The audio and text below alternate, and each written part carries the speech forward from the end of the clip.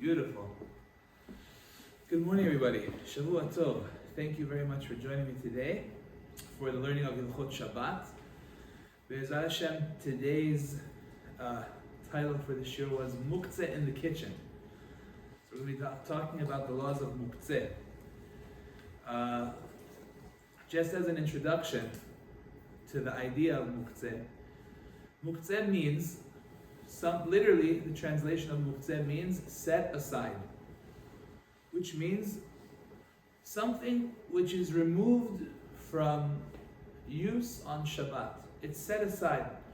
It's something which is not in the realm of options of things that you wanted to use for Shabbat. It could be because it just has no use to you. It was something that at the beginning of Shabbat was something that had no functioning use for you, like a rock in the street or a twig outside, right? A piece of wood that's not meant for anything.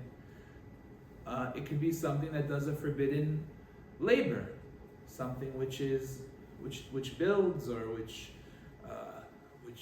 all kinds of different melachot.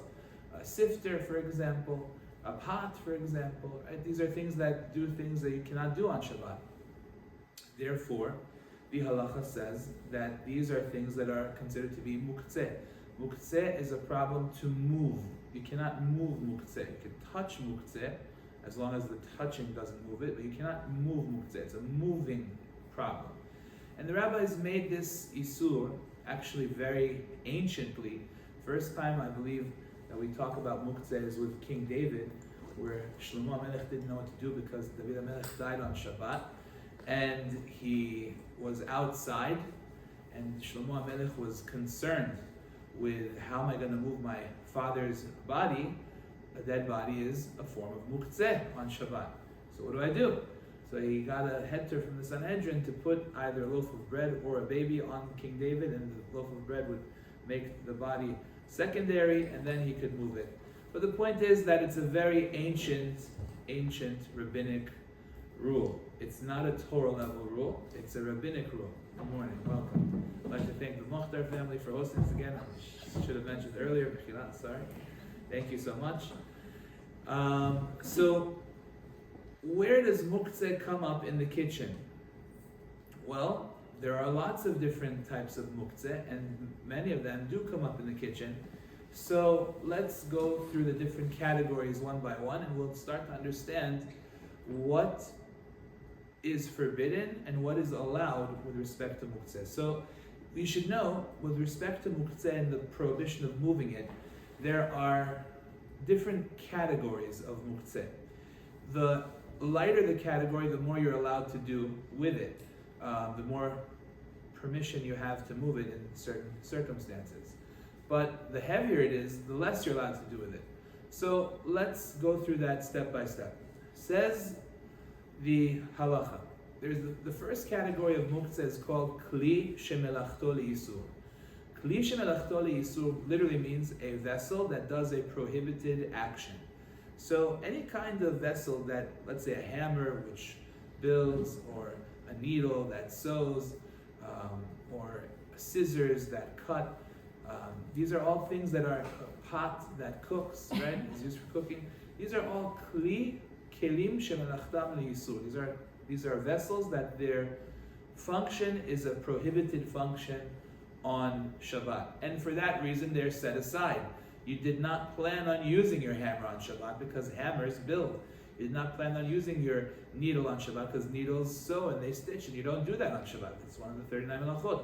So therefore, these are vessels that are you don't have in mind to use them on Shabbat, and therefore they're in the category of Muktzeh. However, being that there are certain permissible uses for these items, if one were to go ahead and to use them for a permissible use, he, in theory, could technically do that. So the rabbis said, for that purpose, you could move it and you could use it for a permitted use. So for example, if I have a coconut, right, that needs to get cracked open, well, I don't really know how to crack open a coconut. I heard it's very hard to do it. Let's talk about a walnut or an almond that has, just that that small outer layer on it, not the green one. That's a problem with dust. That's the bigger one. But the smaller outer layer on it. Can you take a hammer to crack it open? Absolutely. Why? Because that's called litzorech gufo. Kli shemelachto leisur, a vessel that its job is something forbidden, but it is a functioning vessel, just that it does a forbidden job. Is it muktzeh? 100%. But could you use it for permissible use? Absolutely. Can I take that very same needle that I said I'm not allowed to move it on Shabbat? Let's say it's outside and I don't want it to get ruined. I can't go outside and bring it inside. It's muktzeh, you can't move it. However, if let's say I had a permissible use for it, I want to take it and shove it into a piece of watermelon or pineapple and eat it, use it like a toothpick, can you do that? 100%. That's kli shemelachto leisur, letzorech gufo. You can always move a kli shemelachto leisur. Again, I'm saying words, I hope everyone understands what I'm saying. A vessel that does a prohibited action, you could move it, letzorech gufo, for the use of its body, for a permissible use. That's okay. Similarly, I could take a pair of scissors on Shabbat. Let's say we were talking about last week we were talking about, I think, the turkey roll, right? That has that net around it. Let's say you want to slice it off with a pair of scissors. No problem. That's okay, right? Even though we say that you cannot tear on Shabbat, koreh is one of the forbidden melachot, but when you destroy something in order to get the food on the inside, that's okay. The scissors are muktzeh, 100% muktzeh. However, it's a kli shemelachto leisur, and you could use it letzorech gufo. Rabbi Ribbiad even gives it another example in his 39 Malachos book. He says, if let's say somebody has one of those dangling tags, let's say you bought a new dress or something, there's a tag, one of those long plastic pieces that are, kind of dangling with the tag still on there. You don't want everyone seeing how much your dress cost. So he says you could take a pair of scissors and go snap it off, no problem. Why? What? Really? Yeah. Why? Because again, it's destroying the thing. Kli shemelachto leisur, letzorech gufo. But that's only okay. plastic tag. What if it's a rope? A lot of them are. Right. I want to distinguish, differentiate between the long dangly plastic tags, and let's say you buy a new suit and they have those things that are stitched into the sleeve, or even a dry cleaning tag that they put over here. The dry cleaners, they put the thing here. So though anything that's considered to be stitched in, which they staple it in, so it's like stitching. So there you cannot undo it. You can't snap that off, because that's like undoing the stitches, which you cannot do on Shabbat. What about those things that clip into each other?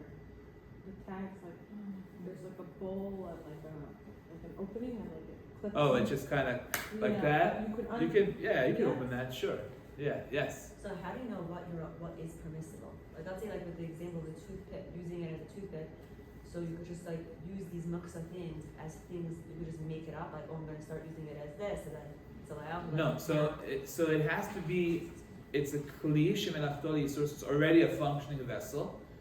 The only thing is that it does something which is forbidden.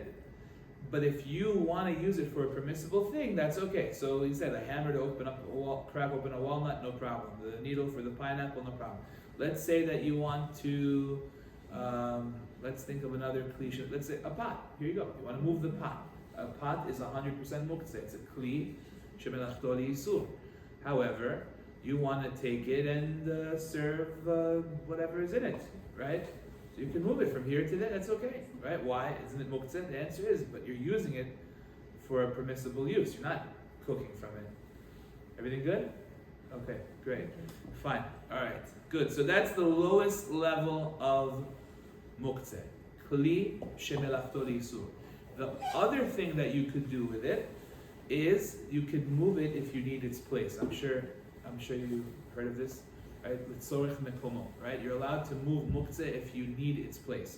So if let's say, meaning again, this kind of muktzeh, kli shemelachto leisur, a vessel that does something that's prohibited. So let's say there's a hammer on this table, and I want to put my plate down over here. I can lift up the hammer and put my plate. Why? Because when the muktzeh is the lightest form of muktzeh, kli shemelachto leisur, I can remove it and I can put something down in that spot. Now, once it's in my hand, I could put it wherever I want. I don't have to like drop it right away. Once it's already in my hand in a permissible way, I could put it down wherever it needs to go. That's okay. Yeah. No. No. If I need its place, I'm allowed to pick it up and just put it down. It's a good point though, because we're going to talk about where Shino is needed. Yeah. But any Muktzeh, oh, we didn't even. So it's okay. Go. If you have, let's say, instead of a plastic tank, I'm sorry, coming back, but if you have instead of a plastic thing, it's a rope, and it's not stitched in, but it's a cleavage material. Is that? You could just snip it off. Yeah. Again, it's not stitched into the thing, right? It's like a rope around the thing. Like it's instead of a plastic, the same thing, just a rope. Yeah. Yeah. It's like a string. She has it on her coat. Something like this. You can't see it. Oh. It's like a plastic. It's like a plastic thing on the bottom. Yeah. It's plastic and it's not supposed to be there. It's part of the tent. Oh, okay. Rope. Yeah. So I don't think that rope is not meant to be there, right? That rope is meant to come off, correct? So it's not like it's a rope that was, a real rope that you're. Remember, we learned last week that a rope that making rope is a tolada of kosher. So to undo that could be a problem of matir. But over here again, it's a destructive thing, and therefore, if it's not supposed to be there, I think it's okay. Yes. What if it's a rubber clothes that's hard to close? Ooh, no. If it's a piece of you can't cut that off because that's completing the coat. That's makebe patish. That's not good. Even though it's like coming up down and you can't. No, the Gemara talks about a person who has a shirt and he's got a few like dangling tassels or whatever from the shirt, and he wants to. The Gemara says that's makebe patish. It's a different malacha called completing a vessel, completing a garment. What? Yeah, you cannot do that. What's considered under completion of killers, or is a pen, let's say, considered that? Great. Okay, perfect. Perfect example. A pen. A pen is a great example of a kli shemelachto isur. It's a vessel that writes. But let's say you have a usage for it. You need to get something out of that little corner and you can't reach it because there's stuff there, and the pen is narrow and you can, get it out. Perfect. That's a great usage. So what is considered a kli that is like that you're not allowed to move? Let's say a phone is in the way. A phone is a great example. A phone is a good question. What is the status of a phone? There are numerous considerations about phones. Our phones today, well, let's say, I'll give you an example. A phone without a case, let's say this phone over here, okay? The phone without a case, I think, is a very sensitive object, which means that if it would drop, it could potentially break. So you wouldn't be so careless with it. You're very sensitive without the case to do whatever it is that you only what it's meant for. In other words, you would not throw it up and throw it this way because it doesn't have a case. So that would go into the next category of Muktzeh mechamat chesron kis, which means something that is too expensive for you to play around with. It's only used for its specific usage, like a shechita knife, a brit milah knife, certain types of documents, passports, what's it called, birth certificates, things that are used specifically for only that use. Because if you were to use it for something else, it could potentially ruin it, and that would cause you a loss of money. So that's a category where you cannot move it for its place, you cannot move it for a permissible use, and that's a different category. However, once there is a case on that cell phone, I do believe that, here, look, I'm happy to throw it around. I throw it around all day long. I'm very happy to throw it around, and I'm like, it's a nice little thing. I do it, and it's fine. I always do that. I don't know, right? Whatever. Okay, so is that Muktzeh mechamat chesron kis? No. So here's the other problem, though. The problem with these phones, the smartphone, there are many problems with smartphones, but one of the problems with smartphones is that if you move it, sometimes you turn it on. Or even if you don't turn it on, sometimes there are bars of the reception, they go up, they go down. You have an issue anyway. It's probably better not to move it. But if, let's say, it's off, right? And it's just there, and it has a case, and you don't mind throwing it around. Technically speaking, I heard this from Chacham David Yosef. He says a phone is a kli shemelachto liyisur as well. So therefore, if let's say there are papers that are flying, and the window's open, the papers are flying over this, and you want them to not fly, but you want to keep the window open, so you take out your phone, go, right?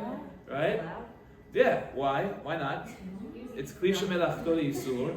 L'tzorech gufo. Right now, again, if my phone is on, that's no good because I'm turning on my phone. That's a problem. You can't do that, right? So if it's on like the couch and you need the couch, you can just pick it up? What? If like your phone is on the couch. Correct. So let's say the phone is off, it's on the couch, and you want to sit there. You could take it and move it. Chacham David held here, it's considered kli shemelachto. Yes, kli shemelachto liyisur. What? It's not. Again, if it does, I don't know, nobody said this, but to me, if it doesn't have a case, it's the kind of thing that falls into the other category to me, because the case helps you to be able to use it for other non-related phone things. But the case itself, if it's not there, I don't see anybody moving it, playing with it for anything other than that, because it would fall down, it would break, I think, personally. I'm talking about the smartphones. I think Yeah. a flip phone. What? I think a flip phone without a case. You're still allowed to move it? So I don't. Yeah. Technically, it's kli shemelachto liyisur. Right, It's even if still. it falls on the floor, Yeah. It still survives that, right? Okay. Good. Yes. If it has case, then it's allowed to move or not? Then to me, it's called kli shemelachto liyisur, and it's good. And you could move it if you need its place or you need it for permissible use. Because it has other uses for it? Yeah, because technically you wouldn't hold yourself back from using it for like a paperweight. But if it doesn't have a place, it's I don't know. Would you feel it's a chidush of mine. I don't know. Would you feel comfortable putting your phone, using your phone in for anything? I wouldn't personally, because I'm afraid it's gonna break.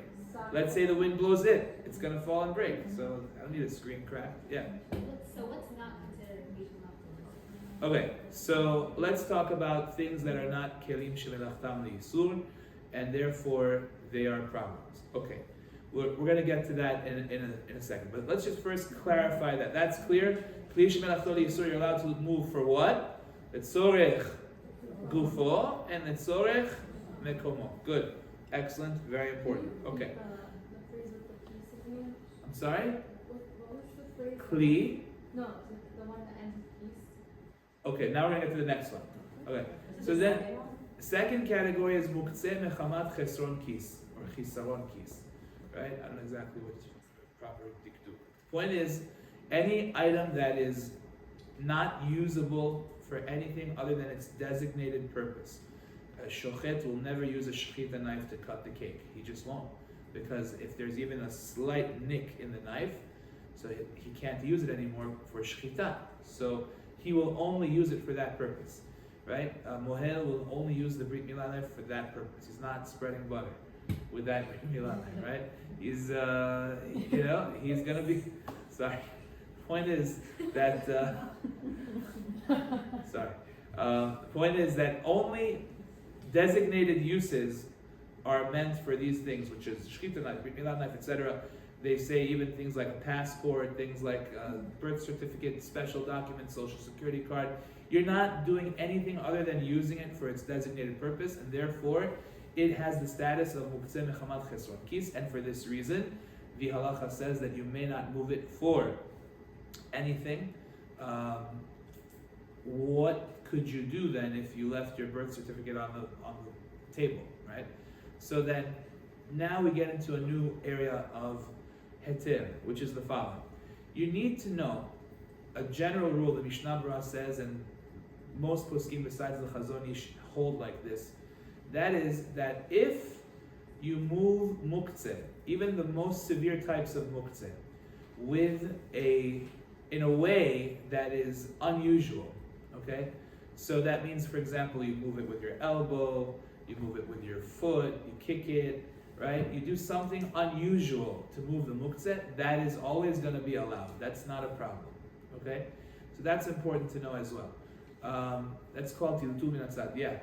Let's say you have like a Muktzeh drawer, but you have something in there that you... What? If you have a drawer that's full of Muktzeh, if you need something from there, do you have to use the shinoi to open it, or So it's going to depend on what else is in the drawer.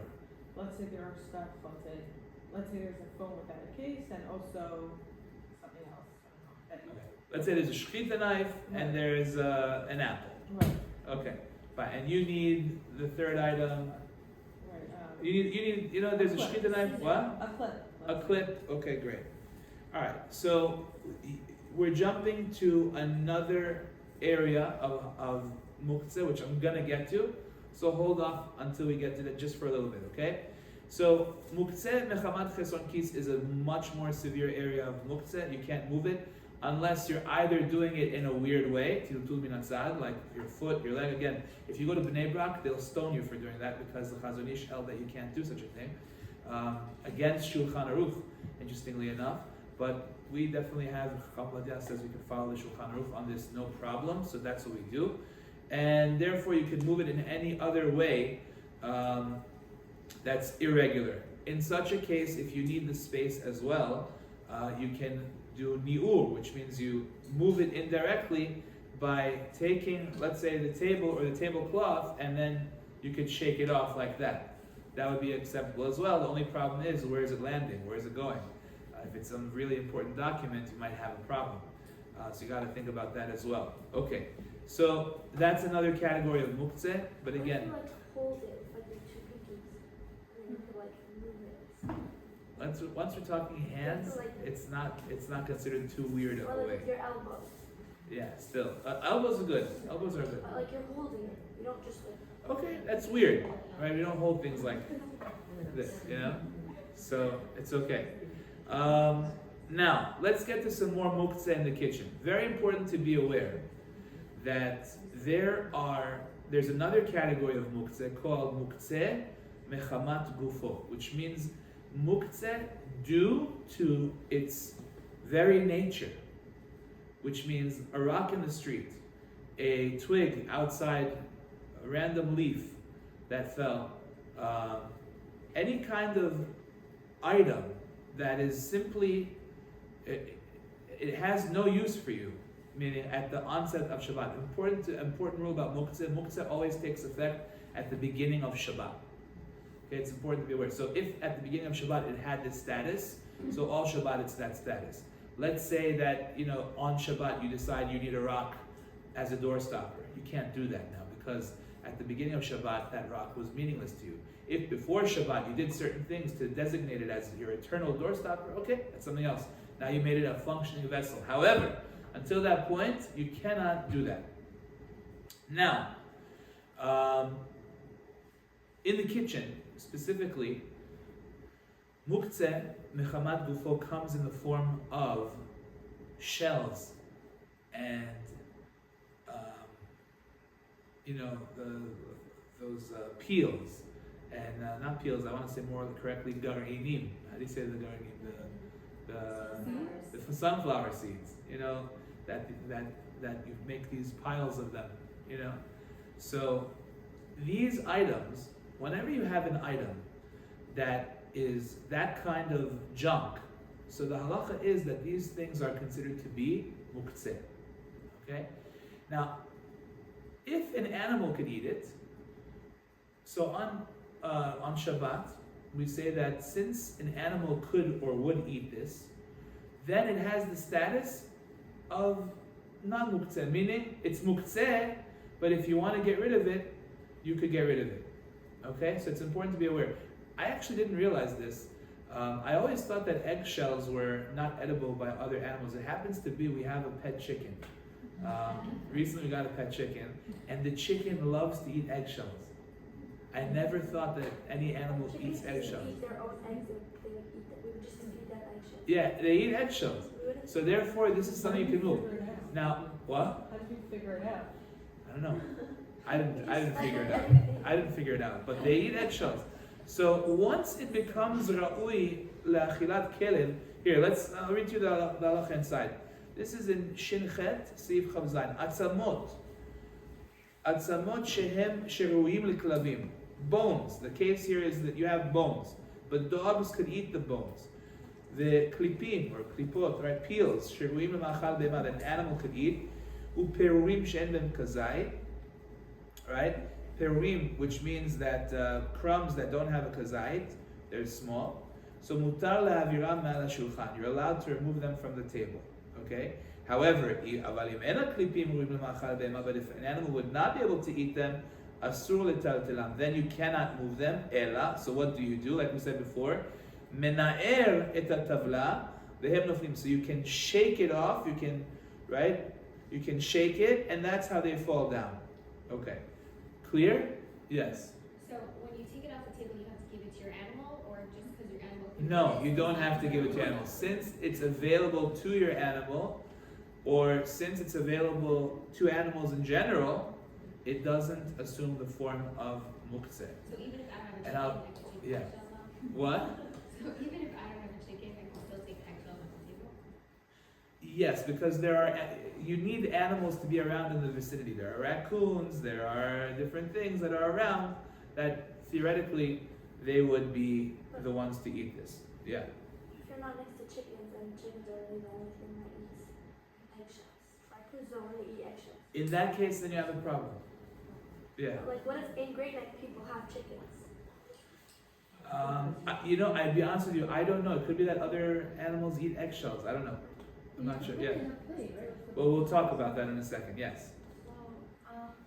So those things that animals can eat, we can remove easily, or I have to use Yes. a machine? You can remove them. Okay. Yeah. And how about pistachio?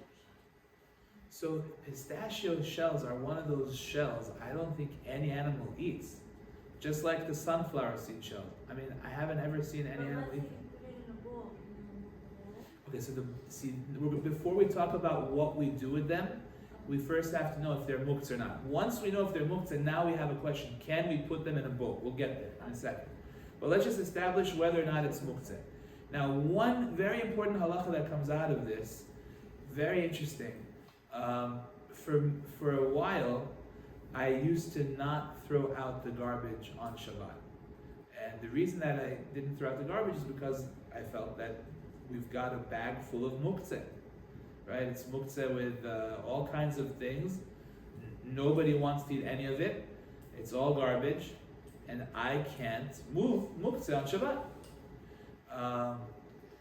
Now, there is going to be a heter that is important to know about, which is called graf shel re'i. Graf shel re'i is going to be a heter, which means that if, let's say, somebody came to your house, okay, and this fellow, he was really enjoying the pistachios and the sunflower seeds and all the seeds, the shells are, this guy, he piled a pile this high of sunflower seeds on your table, right? He likes to make towers of this stuff. That's what he did, okay? So he did that. Now you were left with this beautiful gift, right? As he makes his way out of your home, okay? And you're staring at this thing. Now this is really not so enjoyable, right?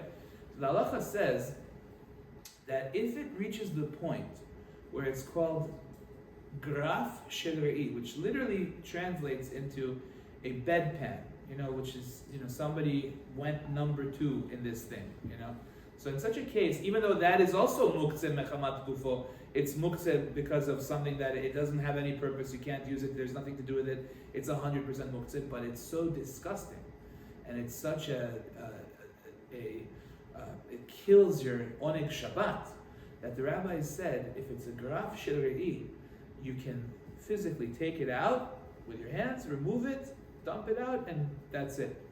No problem. Graf shel re'i. So this is applied to other things that really frustrate and obstruct your enjoyment of Shabbat. So if this pile is that big, you have a problem. You have a problem in your house, right? You don't want to walk around seeing this thing. So would you be allowed to go put on a pair of gloves, take it, and throw it out? Answer is yes, if it really disrupts your Shabbat. Why? Because it's equal to the graf shel re'i, the bedpan. Okay? Now, for a long time, I assumed that if the garbage is bothering me that much, maybe there's a bad smell, there's a bad odor, it's just really disturbing me, and I can't enjoy my Shabbat, So then I can throw out the garbage. But it doesn't. It's just sitting there, and I'm good, and I'm happy, and everything's fine, so I leave it there. I told my wife, it really, really bothers you, so you can throw it out. Right? I can, she could. That's what I was telling her for years. Until I had a beautiful conversation with Chacham David Yosef, may he live and be well, and he told me that I'm totally wrong. He said, I'm absolutely wrong. He said, this is not that kind of muktzeh. He says, the stuff in your garbage is edible by animals. Animals could eat this. And therefore, it doesn't fall into the category of something that you can't move. And since then, I've been taking the garbage out on Shabbat as well. Relying on the Eruv, yes. Our Ashkenazim, their halacha is like as long as there's a piece of like, let's say, a cucumber or something, then they're able to take it out, or they also follow this? I feel like I remember. What? Yeah, I don't know. I don't know if that's something that they're machmir on or not. Could be they are, not sure. But Chacham David told me, he says this is called ra'ui liklavim. The dogs would eat it, and therefore, even though you have all these other things in there, it doesn't matter. Dogs would eat it, you can take it out. I said, okay, no problem. Is that the reason that you could like wash dishes also? You're saying leftovers. not this. What? Because it's like uncomfortable for you, and you're not. Yeah, there is a heter like that. Yeah, if it really disrupts your enjoyment of Shabbat, then yes. But just it's important to be aware that these shells are muktzeh. Now, I want to introduce a concept that's very important for us to talk about. It's called basis. It's another form of muktzeh. Basis means when you have an item that you intentionally put somewhere, it's your item, you mean to leave it there, you want it there, and it is muktzeh, the item that holds it up becomes muktzeh as well. So for example, if I have this table and I have two candlesticks on the table, and I light my candlesticks on the table, and I mean for them to be there, I intend for them to stay there, the table itself now becomes muktzeh. So let's say the cleaning lady removed the candlesticks. Even still, since at the beginning of Shabbat this table was a basis, this table stays muktzeh the entire Shabbat. That's called a basis, the davar ha'asur. Okay? Now, I want to be very clear about the fact that this remains muktzeh the whole Shabbat, even no matter what happens to it. If let's say you put a challah on it afterwards, if let's say you put any other food on it, you could do that. Even though this table is muktzeh, I'm not moving the table, but it's still muktzeh and I can't move the table. Even if the candlesticks were removed. Okay, fine. Yes, you have a question? What if, like, let's say you have a cleaning lady on Shabbat and she took the candles off, but the candles fell down, is the table still muktzeh? Yes, that's exactly what you said, 100%. The table is still muktzeh. Why? Because of the fact that at the beginning of Shabbat, right, migod itkatzai leben hashmashot, itkatzai lekule yom. Once it becomes muktzeh ben hashmashot, it's muktzeh the whole entire day. What about if she puts it after, like, she puts it on, like, the cleaning puts candles on the table after the Shabbat? Oh, that's a good question. So in other words, it wasn't here before Shabbat, and then she put it here on Shabbat. That's a good question. Let's answer that. We're gonna get to that shortly. Okay? Good question. Yes. We have our candlesticks on a cabinet, and we use that cabinet throughout Shabbat. You have your candlesticks on a cabinet. On top of a cabinet, Okay. and we use there's stuff for Shabbat in that cabinet. Right? Okay. We gotta use the stuff. It's sitting above the cabinet, right? Yeah. Okay. You're not moving the cabinet. But what if it does? If I go to open it and it moves? You're not moving the cabinet from its lid. You're opening the door to get what's inside. Yeah. No that's problem. fine. Yeah. Yeah, sure. No problem. Okay. Good. So what do you do if, let's say, you want to move those candlesticks on Shabbat? So here, the Chachamim gave us a very interesting rule, and that is that if your basis is something that not only is a basis for muktzeh, but it's also a basis for non-muktzeh, so then you have no problem. Because that's basis davar ha-asur ve-hamutar. It's a base, by the way, basis, base, almost the same word in English, right? It's a basis for something which is asur, and something which is mutar, forbidden, and permissible on the same item.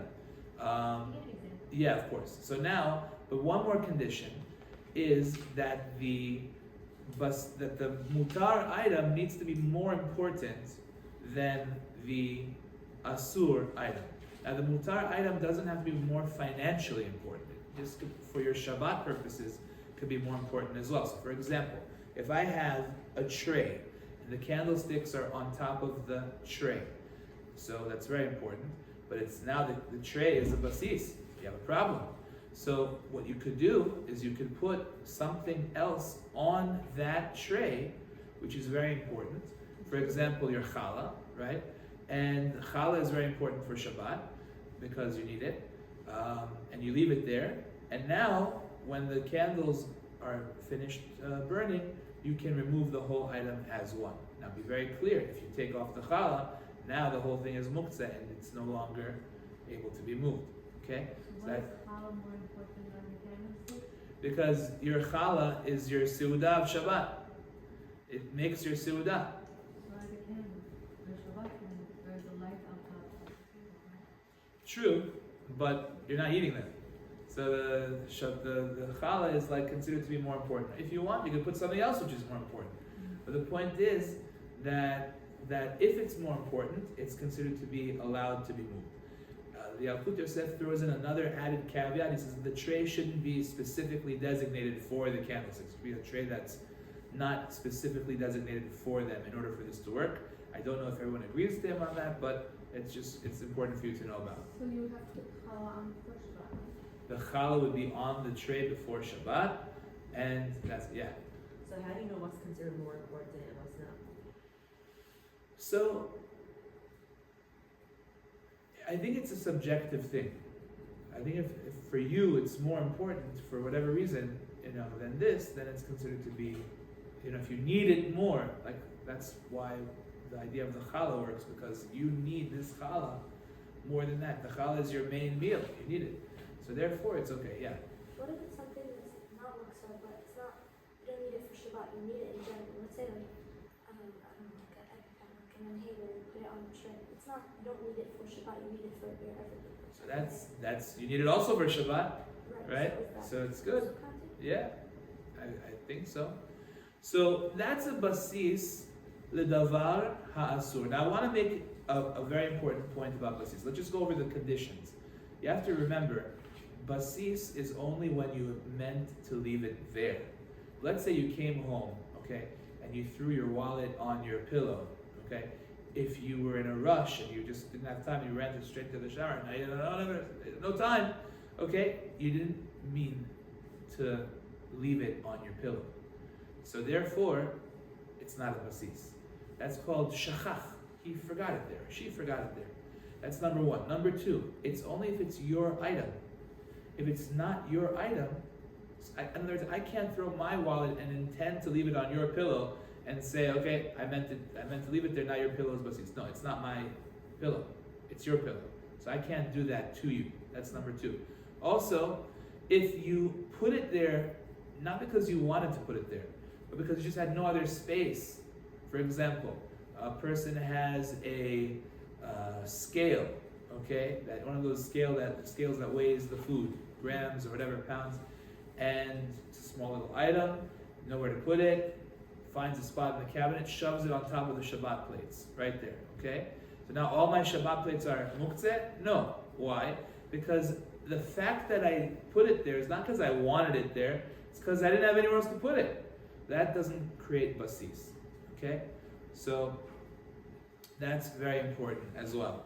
So therefore, if you have a basis like that, that's really a basis to the Davar Asur, that basis remains muktzeh the whole entire Shabbat. This famous story like that, Rabbi Reisman talks about a chair that was at a Sheva Brachot. They rented a hall, and the chairs were all out there, and one lady didn't have where to light her candles, so she put it on the chair. The whole big question now, because the chair became a basis, they took the candles away, and they mixed the chair up with the other chairs. Now the muktzeh is inside everything else, a whole big mess. But it's not hers. What? It's not her chair. They rented it. They rented the space with the chairs. Put it there. We What? just didn't have anywhere else to put it. We just said that that's okay. If you wanted to take it. Okay. I don't know if they didn't have where to put it. I mean, she found a spot. This is the spot that she found. It was close to her meal. I think it was a bona fide basis to the Davar Asur that got mixed into a lot of other chairs. It was a whole big question. I forgot the exact details, but that's the story. It ended up being allowed for other considerations, but let's not get into that. Just to illustrate the idea. However, the entire discussion. Sorry, you have a question? Yeah, sorry. With the example of the plate, let's say you did that, you just moved the scale on Shabbat to use the plate? Yeah, because the scale. What category is the scale? The scale, if it's electronic, so it does electricity. So it's a kli shemelachto leisur. So you could, if you need that item or you need its place, you could move it. Now, in this particular case, I could technically get around it by maybe pulling out the plates from beneath it. That probably would be better. But because I don't really need the spot, I don't really need the spot of the scale. I don't really need the place of the scale. I don't need to use the scale. I just need to get the stuff under the scale. So it probably would be better to move the plates beneath it. What? What if it falls and turns on? While What? you're taking it out. What if it falls and turns on? Oh. So then that's what we call mit'asek, which means you didn't have in mind to do anything, it just happened to happen out of something else that you were doing. Okay, now I wanted to make this point because there's a big difference between something which is a basis that was basis at the beginning of Shabbat versus something which was a basis later on during Shabbat. So for example, the same rule of basis also applies to, let's go back to our eggshells and our shells of the pistachios and all that stuff. The fellow takes an empty plate or an empty bowl and starts to peel off all of these eggshells and pistachios and all these different things into an empty bowl. We now have a new isur, which was just done here. And that's called mevatel kli mehechano, which means this was a functioning vessel. This plate, this bowl was a functioning vessel. What has happened is that since you have put muktzeh into it, you made it into a basis. And since you made it into a basis, now you can't move it. You're stuck. You have a problem. So what you have done, according to some, is you have actually destroyed the vessel. You violated, in a spiritual sense, the melacha of soter, which means you can't destroy on Shabbat. Others explain it that you have actually built. How'd you build? You have now spiritually cemented this plate into the table because now you can't move it. It's muktzeh. You created a basis on Shabbat, so you have a problem called nullifying the vessel. Either you built it into the table or you destroyed it from being able to be used. Either way, you have yourself a problem. So how do you avoid the problem? So what should be done is, if you know that you're going to take pistachios and shell them and put them into a bowl, first what you do is you put a piece of something which is not muktzeh into the bowl. So that way you are preparing the bowl to be a basis for something which is mutar, as well as something which is asur. And that way the bowl is still a functioning vessel. You haven't cemented it, you haven't destroyed it, it's still functioning and usable and everything is good. Right? But the point is that it still is considered to be a movable vessel. Now, let's say that you didn't know this rule, okay? Can you take on Shabbat a piece of bread, put it in there, and not move it? Answer is yes. Why? Didn't we say basis can never be undone? That's when the basis was done at the beginning of Shabbat, before Shabbat. But if the basis became a basis on Shabbat, so it can be undone on Shabbat as well. But it shouldn't have been a basis in the first place. You shouldn't have thrown those pistachio shells in there in the first place, because now you were mevatel kli mechano. You can't do that. Did I say something too confusing? Yeah, could you explain it all again, because I didn't. Okay. All right, one more time. Let's do this again. The idea is, when you take an empty bowl and you throw pistachio shells into that bowl, okay? When is this being done, sorry, on Shabbat? On Shabbat, it's Shabbat afternoon, you're eating pistachios. What's it called? Everything with pistachio is now Dubai, right? You're having a Dubai moment, okay? So you're throwing your shells into the thing, okay? And now, what you have done is you have created a basis on Shabbat. You can't do that. Because this bowl now is a base for the pistachio shells. It's asur to do that. Mevatel kli mechano. You are now making the bowl unable to be used. It's either a problem of boneh, because you are cementing it into the table, or it's a problem of soter, because you're destroying it. You can't use it now. So therefore, For napkins, sorry to interrupt. What if I put a napkin and I take off the shells and I put a napkin? Is that the same thing as like a plate? so a napkin, just for the sake of being machmir, put a little something in the napkin as well. If it's soter, that's the explanation of this problem, it's probably not an issue, because the napkin is meant for that. It's meant to go into the garbage. It's not really a functioning vessel. If it's boneh, it might be a problem. So therefore, I would tell you, just out of caution, just to put something in there. It's good. It's much better. What? What do you mean by something in there, like? Take a potato out of the cholent, put it on the napkin. You put another pistachio, like a whole pistachio? Take a whole pistachio, put it on the napkin. So let's say with the example. Again, something that's going to end up being, more important. I guess a whole pistachio is more important than shells. So then, So yeah. let's say with the bowl of the pistachio shell, if I put a potato from the chillin in the bowl and then I. Now you can move it and throw everything out. However, it shouldn't have happened in the first place. Right? You should not have made a bowl of pistachio shells. What are you gonna do with the shells? It's not even. So what do you do? So two options. Either you can peel it straight into the garbage. That's number one. Or put something in the bowl beforehand that's a non-muktzeh item. Put a spoon there. Put a whatever. Something that's not muktzeh. So that way, when the shells hit the bowl, there's already some non-muktzeh item there that prevents the bowl from becoming a basis. And therefore, you're not called mevatel kli mechan. I hope it was clear. Yeah. What if you're eating on the table, let's say we clean it up, and then you bring out dessert and everyone's eating nuts, and then the actual tablecloth has a plastic over it. So once you Yes. remove the plates, are you able to wrap up the plastic if it contains all of the types of garbage in Yes. the Yes. shells? Yes. That's Even fine? if it's all Yes. Yes. That's because you're doing ni'ur, which means you're not directly moving it. You're taking the sides of the plastic, and everything just kind of falls. That's So good. I could just put it directly on the plastic, the shells then. Keep something that's not muktzeh there as well. Yeah, but it's a just if you're anyway you have forks, knives, spoons, so then you can put it on the plastic. Yeah. I have a follow-up question to what she said. So let's Okay. say there's no plastic, there's just a tablecloth or a hard cover tablecloth, so it's part of the table. Can you just take a napkin and clean it from the table or not? Like clean the. Better to try and you're saying it's on the direct wood. There's no way of picking it up and shaking it. Yeah. So there's a big question if you could maybe use a knife or not, or some kind of like The in napkin between. is- Yeah, there's a machloket about that. We don't really rely on that lechatchila, only for the sake of a mitzvah. So Well, again, that's okay. try and do it in a way that to begin with, you're thinking ahead and you're able to say, okay, you know what? I'm gonna put all those shells in here. There's already a non-muktzeh item here, or I'm gonna peel it straight into the garbage. For many years, I peeled eggshells straight into the garbage. And that's you don't have any issue like Let's say, that. someone has is eating seeds and the seeds are on the table, but there's also a piece of challah on the table. You're good.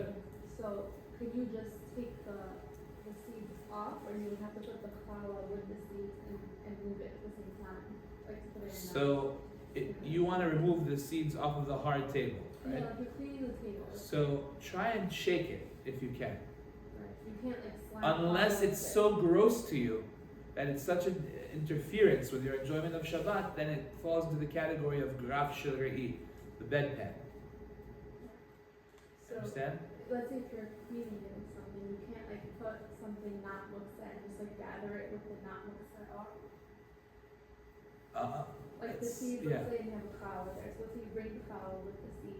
You together. can't, you see, the problem is you can't move the seeds directly. That's the issue here. You cannot move the sunflower shells directly. That's what we're learning about.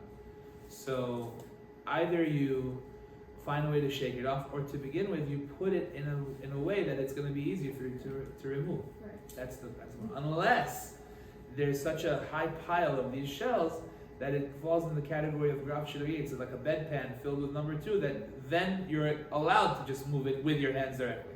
But if it's just a few shells, I don't think it falls into that category. Yeah.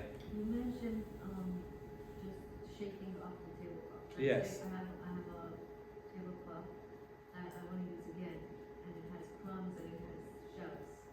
And it has challah crumbs and it has garbage on it. Can I take it and shake it off outside?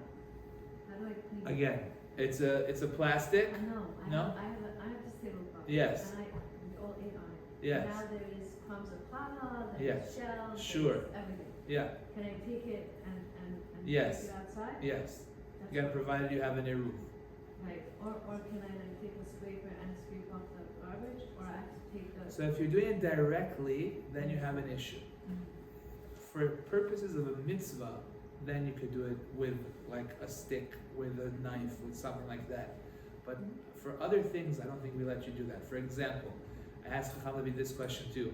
One time we had the sukkah in the shul. The wind blew it off, basically.